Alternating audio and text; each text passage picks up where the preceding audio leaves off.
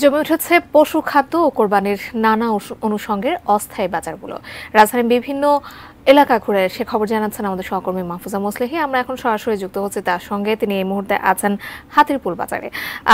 মাহফুজা মোসলেহি, কোরবানির জন্য যে নানা অনুষঙ্গের প্রয়োজন হয় তার বাজার আপনি কেমন দেখতে পাচ্ছেন এলাকা ঘুরে? নিশ্চয়ই জানাবেন আমাদের। জি, জাকিয়া কোরবানির যেসব অনুষঙ্গের প্রয়োজন হয় আমরা জানি কোরবানি এলেই সেসব অনুষঙ্গ কিন্তু এবার গত বছরের তুলনায় বেশি দামে বিক্রি হচ্ছে। আমি সকাল থেকে রাজধানীর বিভিন্ন বাজার কিন্তু ঘুরেছি, বিশেষ করে কারওয়ান বাজার, তেজগাঁও বাজার, হাতিরপুল বাজার, পলাশী বাজার, এসব এরিয়া কিন্তু আমি ঘুরেছি।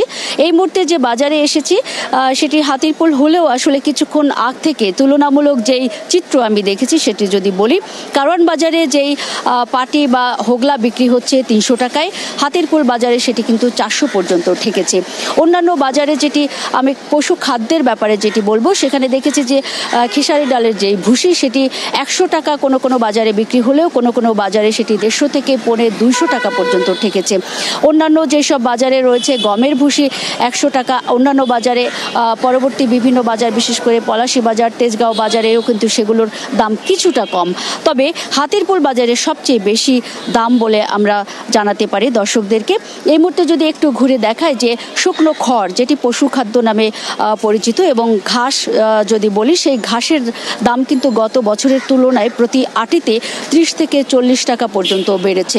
পশু খাদ্যের যেমন দাম বেড়েছে, এই ঘাস বা প্রাকৃতিক যেই খাবার সেগুলোর দামও বেড়েছে। পাশাপাশি যদি লবণের কথা বলি, যেটি কোরবানির পশু কাটতে বা চামড়ার ক্ষেত্রে খুব একটি জরুরি অনুষঙ্গ, সেই লবণের দামও কিন্তু প্যাকেটে কেজিতে কিন্তু ১০ থেকে ১২ টাকা বেড়েছে। আমরা ডলফিন ব্র্যান্ডের যেই লবণ দেখেছি কিছুক্ষণ আগে এই হাতিরপুল বাজারে, সেটির দাম কিন্তু গত বছরের তুলনায় ১২ থেকে ১৫ টাকা বেড়েছে বলে আমাদেরকে বিক্রেতারা জানিয়েছেন। এবং এর কারণ আমরা জানতে চেয়েছিলাম, তারা জানিয়েছেন যে আসলে মোকাম বা আড়ত যে রয়েছে সেই আড়ত থেকেই কিন্তু তারা বেশি দামে কিনছেন। কারণ হিসেবে তারা জানিয়েছেন যে এবার আসলে চাহিদা বেশি, এর ফলেই আসলে সুযোগ বুঝে কিন্তু তারা এই দামটি বাড়াচ্ছেন। এরকম অভিযোগও কিন্তু আবার কোনো কোনো ক্রেতা বিক্রেতাদের বিরুদ্ধেও করেছেন। আমরা দেখতে পাচ্ছি যে এখানে খাটিয়া রয়েছে, এই খাটিয়ার দাম কিন্তু সবচেয়ে বেশি বেড়েছে বলে যারা ক্রেতা রয়েছেন তারা অভিযোগ করেছেন। গতবারে যে খাটিয়ার দাম ছিল ৩০০ টাকা একটি বড় সাইজের, এবারে কিন্তু সেটি কোনো কোনো বাজার ভেদে কম বেশিতে আমি যদি বলি যে ৫০০ থেকে ১৫০০ টাকা পর্যন্ত বাড়তি দামে বিক্রি হয়েছে, এরকমটিও আমরা লক্ষ্য করেছি। এই মুহূর্তে হাতিরপুল বাজারে যেই খাটিয়াটি আমরা দেখছি যে ১২০০ টাকা, সেটি অন্যান্য বাজারে কিন্তু ১৫০০ নিচ্ছে।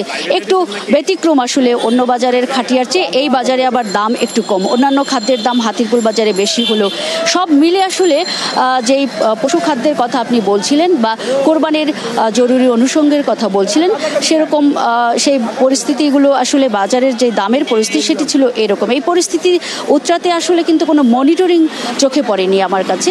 আমি যত বাজারে ঘুরেছি এখানে কোনো ভোক্তা অধিকার যেসব রক্ষাকারী যেই সংগঠনগুলো রয়েছে তাদের কোনো টিম যেমন ছিল না, সরকারের পক্ষ থেকেও কিন্তু কোনো মনিটরিং টিম ছিল না। ক্রেতারা কিন্তু বারবারই অভিযোগ করছেন যে বিদেশে কিন্তু কোনো উৎসব পার্বণ এলেই যারা সাধ্যের মধ্যে কিনতে পারেন যাতে, সেজন্য সাধারণের স্বার্থ বিবেচনা করেই কিন্তু দাম কমিয়ে দেওয়া হয়। কিন্তু বাংলাদেশে বারবারই বিভিন্ন উৎসবে তার উল্টো চিত্র আমরা দেখতে পাই। ঈদের সময় যেমন বা ভুক্তভোগীরা যেসব ইফতারের ব্যাপারে তারা অভিযোগ করেছেন, ঠিক একইভাবে কোরবানির সময় পশু খাদ্যের ব্যাপারেও তাদের অভিযোগ রয়েছে দাম বৃদ্ধির ক্ষেত্রে। এরকম ছিল আসলে পুরো বাজারেরই কোরবানির পশু খাদ্য বা অনুষঙ্গ নিয়ে সর্বশেষ পরিস্থিতি। এই ছিল আমার কাছে সর্বশেষ পরিস্থিতির খবর পশু খাদ্য নিয়ে।